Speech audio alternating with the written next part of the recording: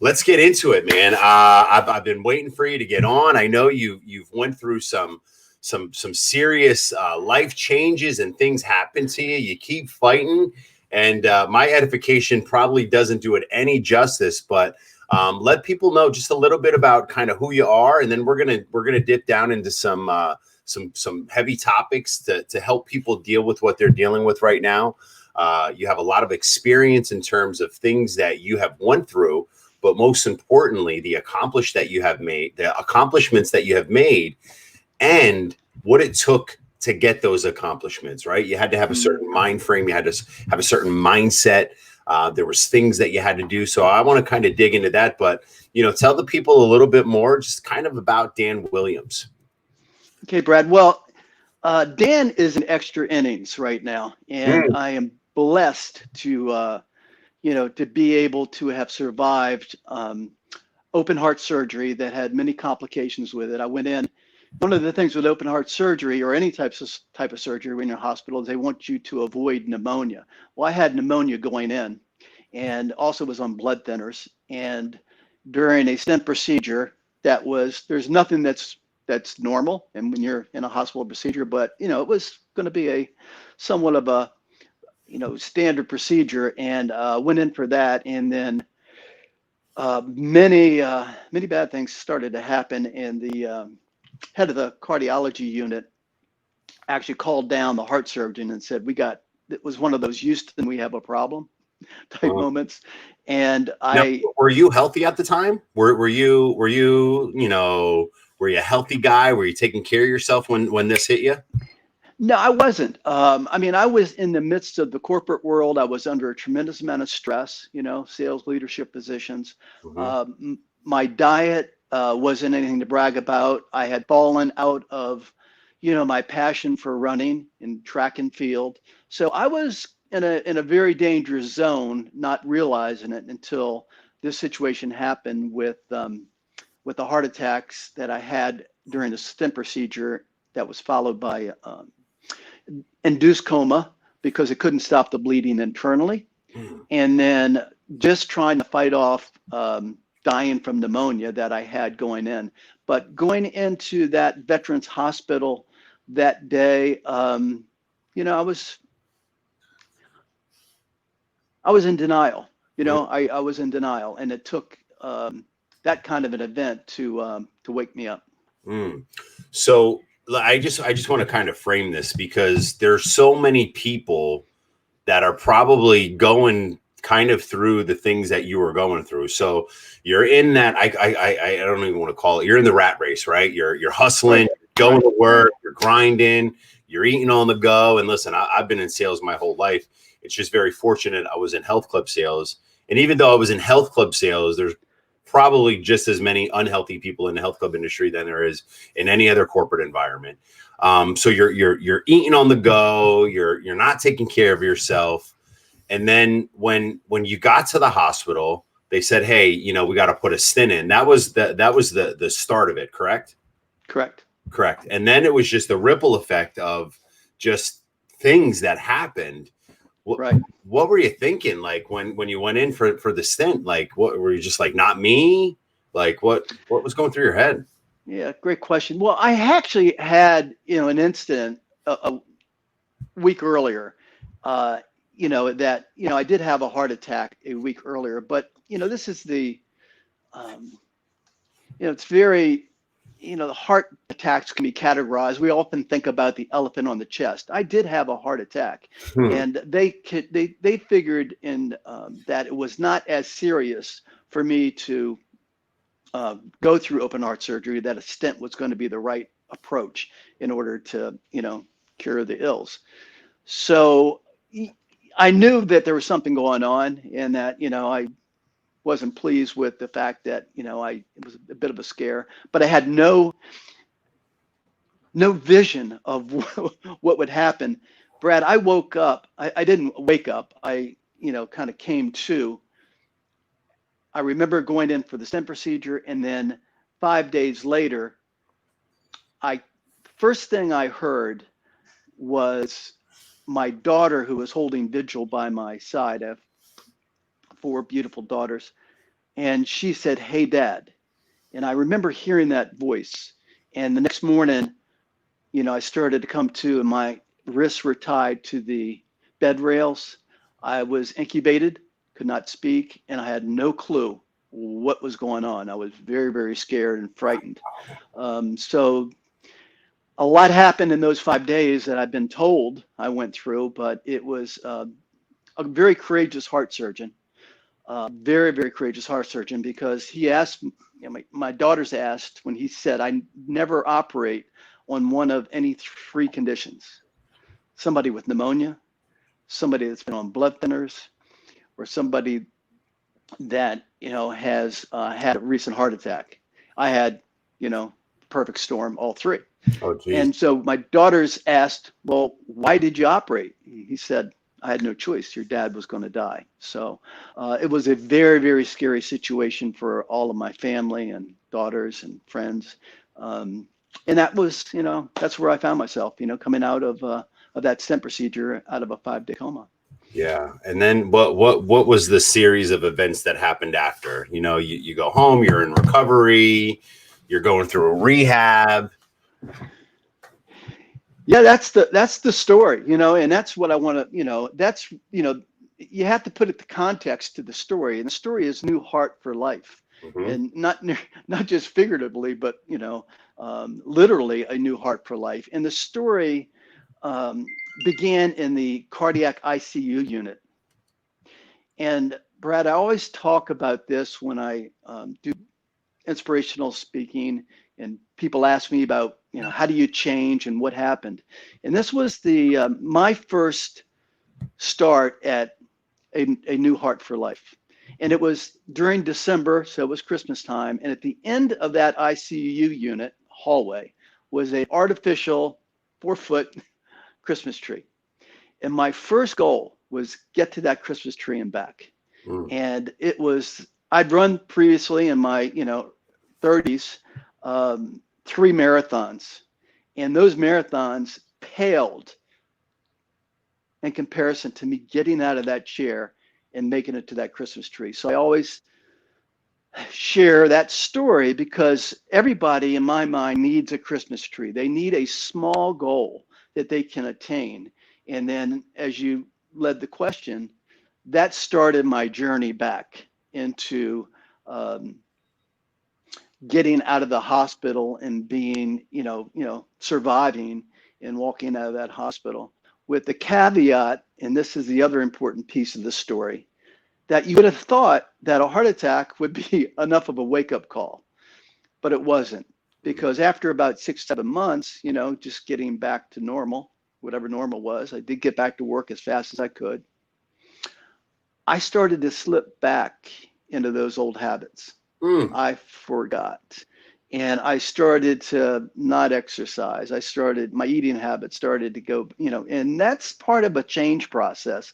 When I talk about how change happens, it's insidious that we will, if we're not on top of it and top of mind, we will slip back into our comfort zone. And I did. So my bottom was not necessarily the heart attack in the scenario that we just described. Mm-hmm. It was literally one day, you know it when you know it.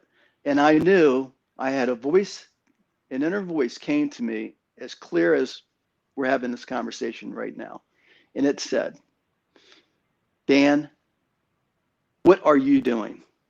You are in extra innings and you're going to go right back and you're not going to make it the second time. And it was that inner voice where I felt bloated. I wasn't feeling good about myself. That was my bottom, Brad. Doesn't have to be something dramatic. That was my bottom that actually propelled me to reunite with my passion of running and Masters Track that led me back to a life of a new heart for life. Right. So let's talk about that. So you have this epiphany, bang, it clicks, it hits you. You're just like, this isn't, what was intended. Because a lot of people have that thought, right? A lot of people think about it. They're like, man, I know I should be doing it. It's that conscious. It's that that your soul's kind of talking to you. You know you should be doing something, but you're not doing it. And again, this is I want people to hear this. So open heart surgery, coma, family didn't even know that you were going to make it. You make it. All of a sudden, they're happy. Life starts going. You start getting back on that treadmill of life, so to speak, and then you start going back into those same ways. That right there, that whole package, that is so common in America, right? I mean, not even America, globally. But it's so common because people just go back to what they know. Right. They go back to those things that they used to do, or, let's even just talk about food for a second. They go back to that comfort food because that's what makes them feel good. And they're in that comfort right here. I think is probably one of the most pivotal moments, is from the thought into actually taking that first step. How did you do that? What were the things that you did? And I know, so I think I kind of know what your answer is going to be, but I want to hear it from you. Okay. First, once that epiphany, as you aptly described it, occurred, and the point to all of us is, it doesn't have to be something dramatic, but you know it when you know it. And what happened was, I made a decision. I just decided. I internally said, okay, I get it. I've broken the code. I am going to start to get back and to take advantage of this gift that I was so freely given. And so first part is, you have to make the decision. It can't come externally. It can't come from, it has to come from deep, deep, deep within. And once that decision was made, Brad, then I started to walk daily. And it was for 10 minutes, which turned to 15. And then I started to jog for 10 minutes. It turned to 20, it turned to 30. And then I reconnected with, I'm fortunate that when you make a decision, what happens is the universe opens up. Preach it. Come on, Dan. Let's go. Talk to me, baby. You're going somewhere. Let it out. The universe opens up. And what you think you're planning on doing, there will be gifts and opportunities and people that will come into your life that you can't plan for. It's just, just start. Make that decision, start to take those steps. And then the world will then start to unfold with answers that start to map to your desire and your goal. And I met I got involved, I came across a magazine called National Masters Track, which had results of different master groups. I got connected with a local track team.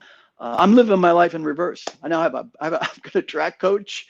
I've got great teammates. We have the camaraderie and very, very, they are as talented as they are people, as they are on the track.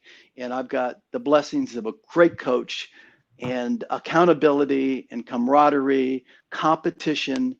And I didn't plan that, Brad. I just planned on starting to walk.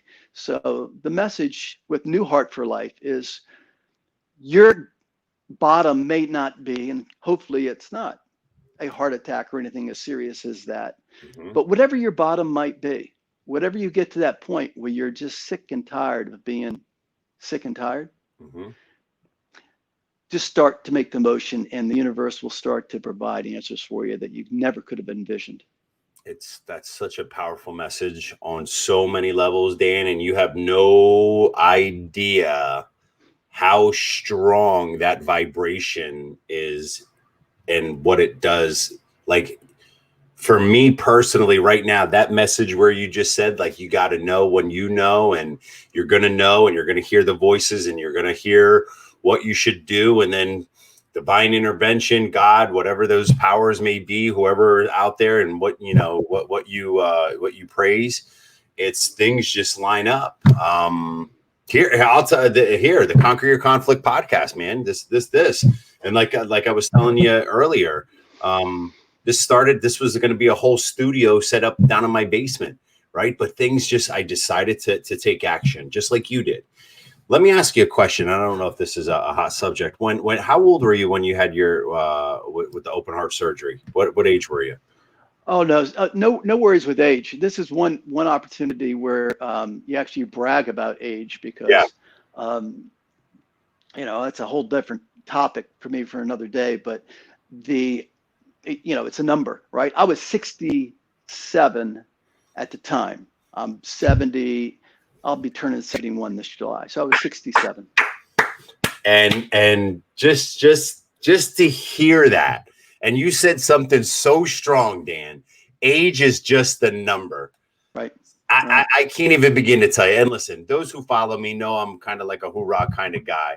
I love your composure because it's just facts. This is what it is. You're 67, open heart surgery, got back into the rat race, started doing this, and then you made a choice. Right. And the power of making a decision. And for those of you watching, there's one arc that connects this. He made a choice, but then something powerful has to happen.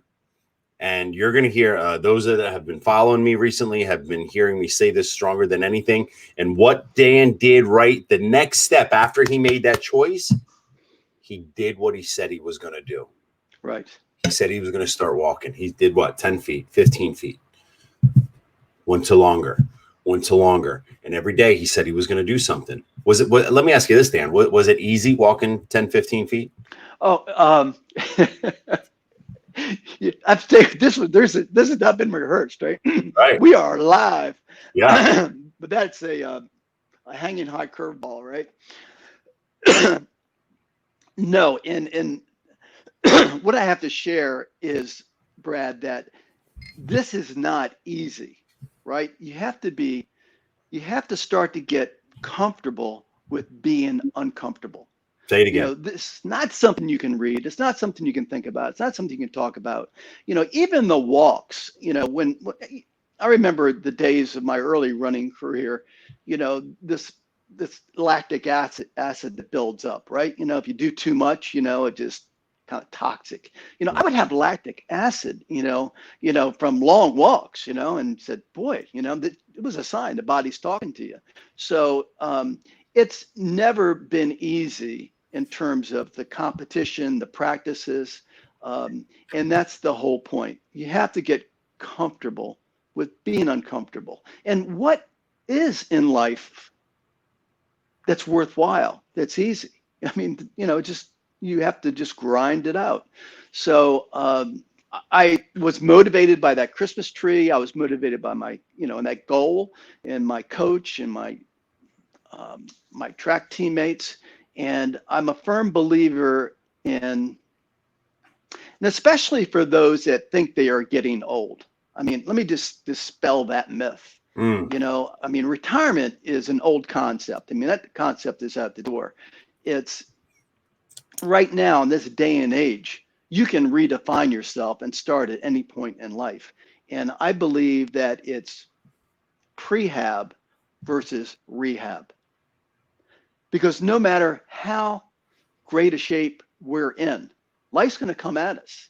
And when it does, then the better in shape you are and better fit you are, and you know this more than anyone, the better you're going to be able to adapt and take on that. And if we just drill it down to our present times in COVID, one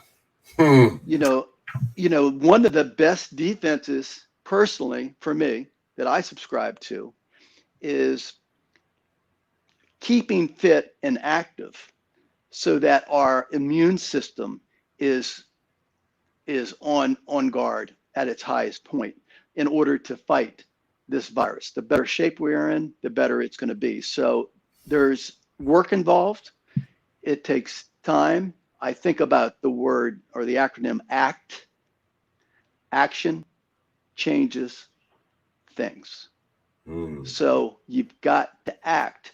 And so all of that said, it may, as we do this interview, sound, well, this is great stuff, Dan. I mean, like, you're in shape, you're nationally ranked in the Masters organization, and you've got a great story. But listening to this interview might help inspire, and hopefully that's what our purpose is. I know it's certainly yours, is to touch one person out there with this story. But once that inspiration and that spark is planted, you need to water it. You need to work on it. You need to grow it. Such a strong message, man. And that, I mean, that everything that we've talked about today for you is exactly why we're here together. Because, we have these thoughts, we have these emotions, we have the ups and downs, we have health issues that pop up and, smack you in the face. But the reality of it is you have to have some responsibility, and you have to have some accountability for you to live this life like it really is a gift. And if these current times didn't bring this to life to you, I pray for those people. Too, it's just, there's a new appreciation, and at 67, surgery, coming back, getting on the field, all of these things that you're going through, like, and I don't know if I shared with you yet. I haven't really been public with it. This is the first time in my life that I've been thinking about, like, my kids' children. I never thought about my daughter having a kid before. I never thought about my son having a kid before. Me being a grandfather, never. And for some reason, this emotion's been so strong. And you know what the crazy thing is that I keep thinking about? I keep thinking about when I'm 67 and when I'm 70. And I know this is going to sound a little superficial and a little kind of braggadocious. Like, I want to be that jacked 70-year-old. Right? No, let me rephrase that. I'm going to be that jacked 70-year-old. Right. And because age, you said it's so strong. Age is just a number. And I know I have a lot of people that follow me from my LA Fitness days that, from seniors and above, like, there's so many people out there. And again, it doesn't matter how old you are. All you got to do is just make that 10-foot run. Right. Go for the 15-foot run. Make it 20 foot the next day, and incrementally take a couple more steps a day. Right. We're at an advantage in our lifetime right now, and sometimes it could be a disadvantage. And what I mean by that is, we live in a life where everything's instant. Yep. Bang, bang, bang, bang, bang. Instant gratification. We want. I want it right away. I want to see this. I want to do that. But the reality of it is, and I'll never forget this as long as I live, Dan. My best friend, I was always trying to think of how to get rich quick, right? It's a normal thing, right? How can I make the most amount of money? And I'll never forget this. My best friend, Tony Amato, said to me, he looked at me, he was like, Brad, he said, the only way you're going to make money is if you put your work in and take time. Yep. And that thing just goes into anything, a relationship. You got to put the work in a relationship. Your fitness, you got to put the work in the fitness. Man, Dan, great message. Time takes time. Time takes time. I around, and for people that may be listening to our interview, the question would be, why is it so difficult to change? I mean, why is it, if you've got all these benefits, and I've listened to one of your earlier shows about, the committee that goes on, that's conversing with us, and what I've discovered is that, why don't people change? There's so many benefits to it. Why is it so difficult? And what I've come to learn, Brad, is that people are, and I'm putting myself in this category because this was me, are more afraid of what they'll lose by change than what they will gain. So we're in that comfort zone. We're just innately want to be comfortable with what we know. And to take a step out of that, in the first stage is fear, is pretty pretty frightening, but we naturally gravitate to it. That's why you need that inner voice. That's why you need the drive. That's why you need to make the decision. That's why you need accountability and a team and people like yourself that, help inspire others to stay at it, Mm-hmm. and all of those principles. But change is, as the saying goes, change is great.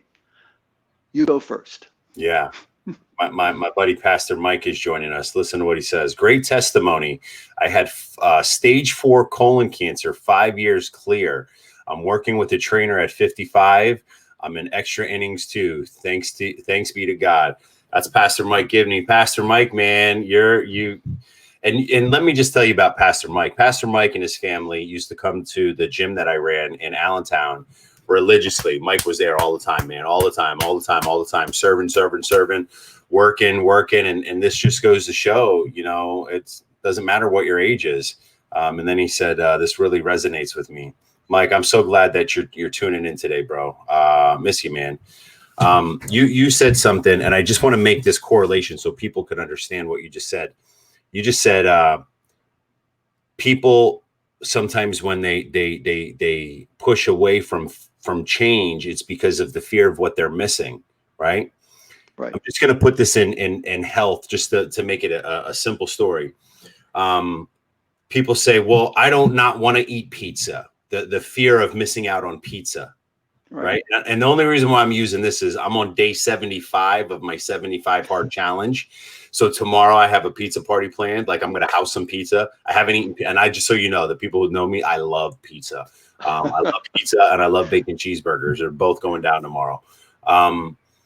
But it's that fear of missing out. Like, no, it's not a fear. Like, I feel good that I haven't eaten pizza. I could see my abs for the first time in a very long time.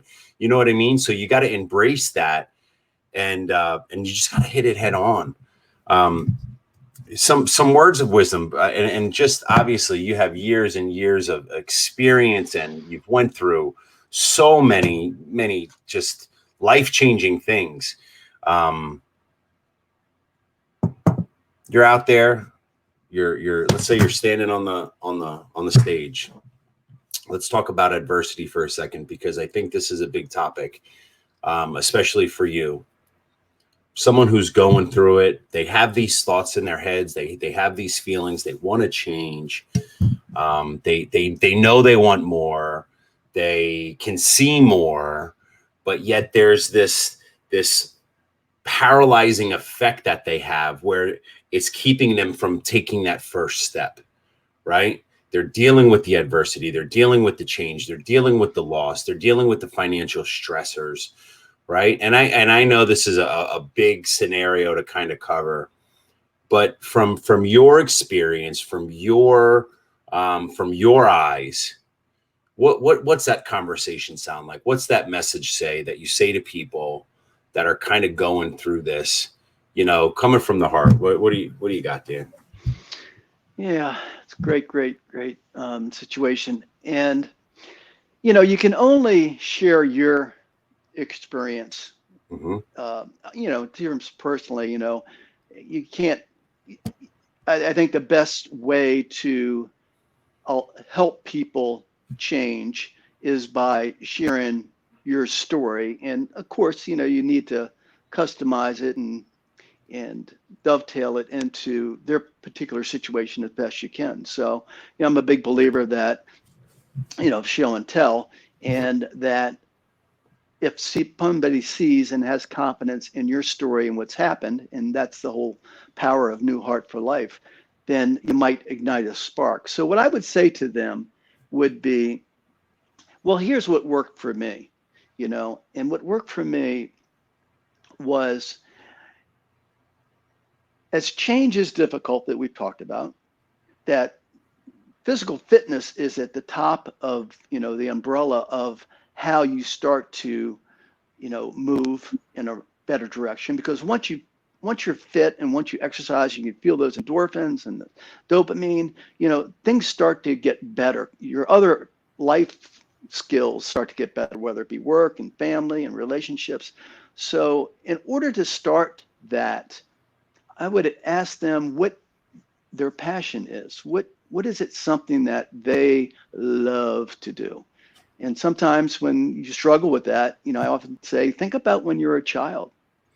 What did you really enjoy to do as a child? And I was, mine happened to be running, but it can be anything. And once you have a passion, because there is a journey with many rewards, but that journey, as we've shared, is not trivial in terms of the effort and the determination and the grit that needs to go into it. So if you can connect with a passion, something that you love, then start towards that, and then find some other people that share your common passion, because we're not in this alone.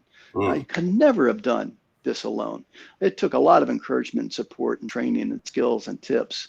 So that's what I would say. If you can find your passion, and then exercise has got to be at the top of it, and that whatever that is for that particular situation, and then that will help you along your journey. Such great advice, man. Such great advice. And again, that I know you've recently started watching. My message has been very clear since the beginning of mid-March. Number one, exercise, get the body moving, right? Just this morning, I was telling you earlier, and this is how important it is. And I want to show you people, and I'm going to keep this person's name out just for privacy reasons, but I'm going to show you the message that I got, and it just felt so good, right, to hear this. And I want to make sure I keep the name out. Can you guys see that? Thank you for a great podcast. I watch every single one because I'm saying just get moving. I take a 30-minute brisk walk every day. Can you see that? All right. I take a 30-minute brisk walk every day. It's great for the mind and body. And that right there, just getting moving, just like Dan said, taking that walk, taking the initiative to get out and most importantly, hold yourself accountable, because you only get one of these. Right? You don't get a carbon copy. You don't get a second. Hey, let me go pick up the new edition of it. Right? That's it, man. This is what you got. Man. Motion versus medicine, right? Motion versus medicine, right? You choose. Yeah. Which one do you want? Which one do you want? Right. And it's that simple. Like, and I think the strongest message for people. Oh, here we go. How do you encourage Pastor Gibney? Got a question here. I'm going to get back on that. The most important thing that I get out of everything, what you said. How do you encourage and motivate people who need to get fit but are resistant to your encouragement?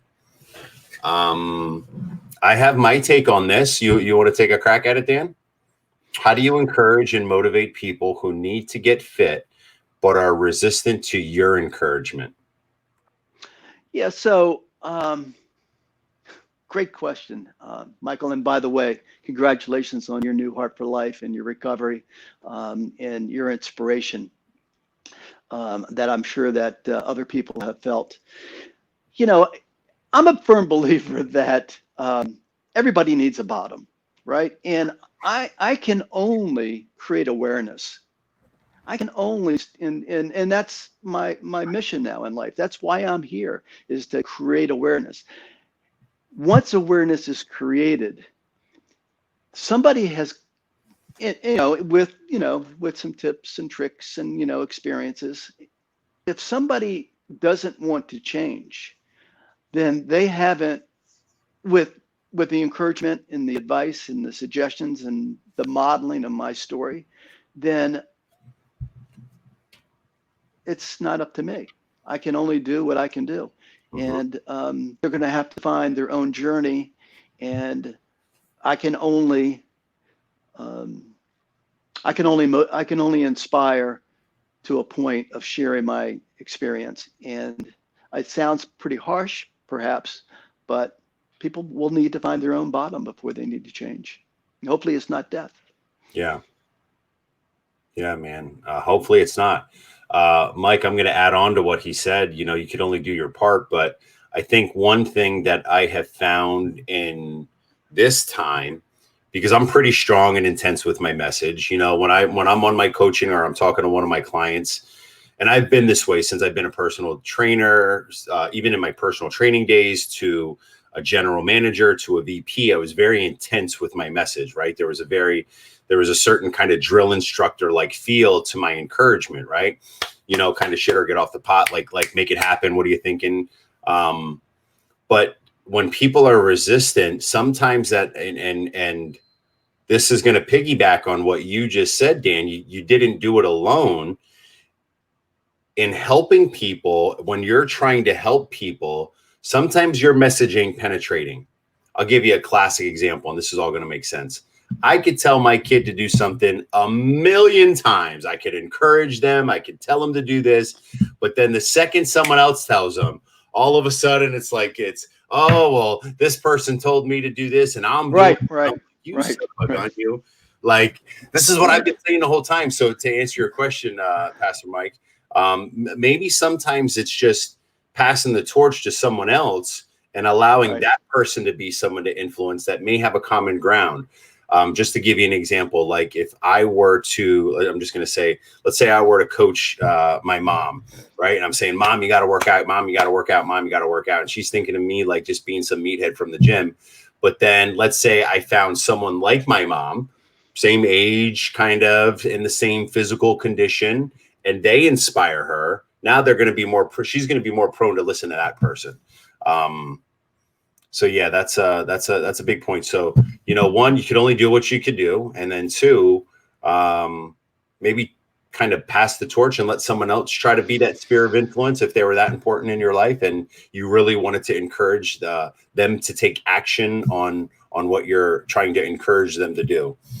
It's great. That's a great perspective of it. It reminds me of, when the student is ready, the teacher will arrive, right? And perhaps one person's encouragement, doesn't resonate. And to your point, well taken.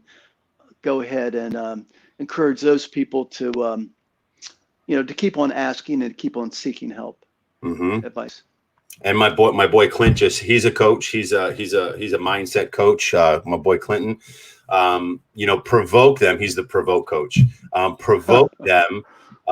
Sometimes you have to help them find the pain. And this is true. Sometimes you got to really get them to think here. And this is, I'm so glad, man, it's so crazy how just these tracks keep laying in the law of attraction.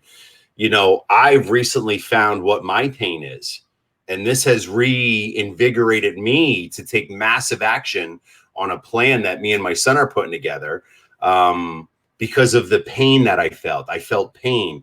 So that's Mike, if you're watching, sometimes you have to help them find that pain that invokes the movement or the pleasure, whichever one that encourages them. For me, I hate losing more than I love winning.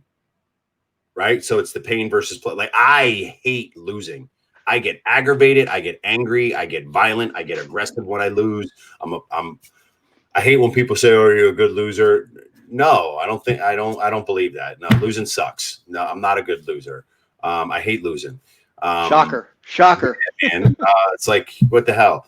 But sometimes, Mike, you gotta help them kind of bring that pain out. And even me recently, I found my pain was thinking of my legacy and, the torch that I'm leaving for my son and for my daughter.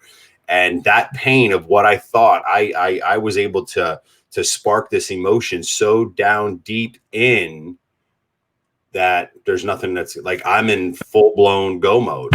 So sometimes that has to be, but one of the greatest things that, just to kind of recap here, Dan, and thank you so much for sharing your message with us. For those of you that want to follow Dan, if you kind of take a look down, he's got, first off, look up on Facebook. If you're watching on Facebook, Dan Williams.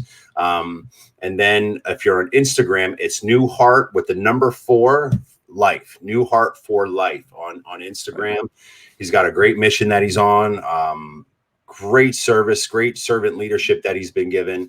And the one thing we're gonna kind of leave on this, because this ties into everything, almost every day that we're out here preaching. He made a choice. He had the feeling, then he made a choice, and then he took action.